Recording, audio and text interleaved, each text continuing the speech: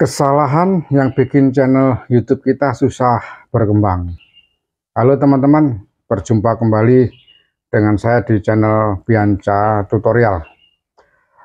Ada pertanyaan dari subscriber saya, mengapa kok channel saya ini susah berkembang? Padahal sudah melakukan yang namanya metode oplos 13131, atau juga ada yang sudah mengatakan bahwa dia sudah upload video secara konsisten. Oke teman-teman, berdasarkan pengalaman yang pernah saya lakukan awal-awal menjadi seorang YouTuber, ini ada, kalau saya ringkas ya, ada 4 kesalahan yang kita lakukan, baik itu sebenarnya kita sadar atau tidak sadar.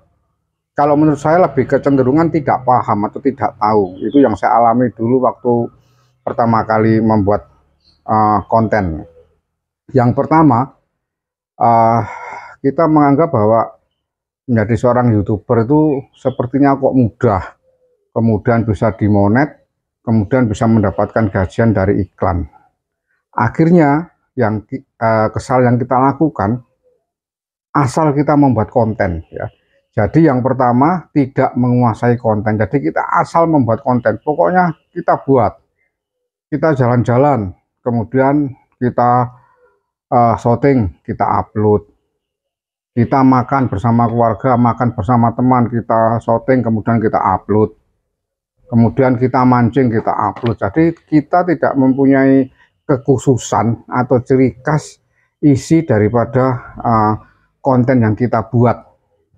Itu nanti juga akan mengalami suatu kegagalan di tengah jalan. Karena kalau kita membuat channel YouTube secara reguler ya, video panjang, itu lebih bagus kita membuat satu niche ya, atau satu topik. Kalau memang topiknya itu mukbang atau makan-makan, ya sudah, hanya makan-makan. Kalau topiknya itu mancing, ya sudah, topik mancing saja, jangan dicampur seperti gado-gado ya. Tapi walaupun kita ambil topik mancing, kita harus menguasai bagaimana cara memancing yang baik, peralatan apa yang harus digunakan, harus kita kuasai semua. Dengan demikian suatu saat kita tidak akan mengalami kesulitan.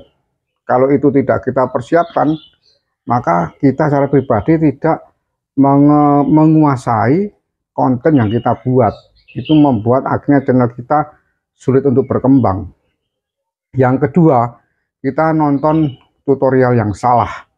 Yang salah maksudnya begini, kita ada tutorial yang mengatakan bahwa oplos itu baik, kita ikuti.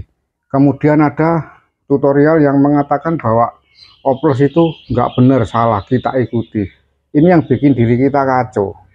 Oleh karena itu, sebelum kita mengikuti channel-channel besar yang tentunya satu topik, itu kita praktekkan dulu, kita coba. Dia memberikan tutorial, kemudian kita coba dulu ada hasilnya atau tidak, baru kita bisa mengatakan ini benar, ini salah. Jadi jangan mudah terpengaruh oleh channel-channel besar, walaupun itu satu konten yang mengatakan bahwa kamu itu salah. Nah, jangan seperti itu. Tutorial yang sana itu salah, jangan seperti itu jangan dituruti. Kita harus mempunyai suatu prinsip, dimanapun kita hidup, dimanapun kita berada, walaupun itu bukan seorang YouTuber, kita harus punya suatu prinsip, karena prinsip satu dan yang lain itu tidak akan sama. Tapi dengan prinsip itu, jangan kemudian menjadi pecah antar teman, antar saudara ya.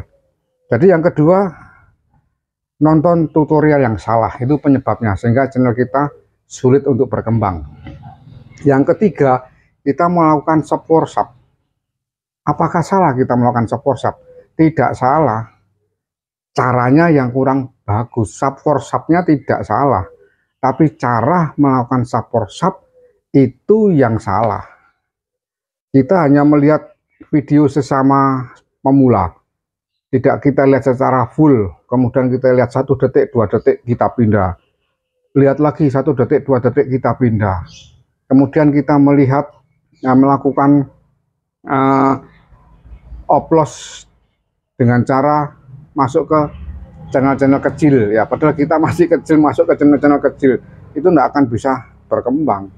Sub yang benar ya, itu lakukan sesama pemula, masalah isi atau kontennya bebas, sesama semula, tonton dulu sampai full, sampai durasi selesai. Kalau videonya durasi 15 menit, oke lah kita lihat 8 menit itu sudah masuk.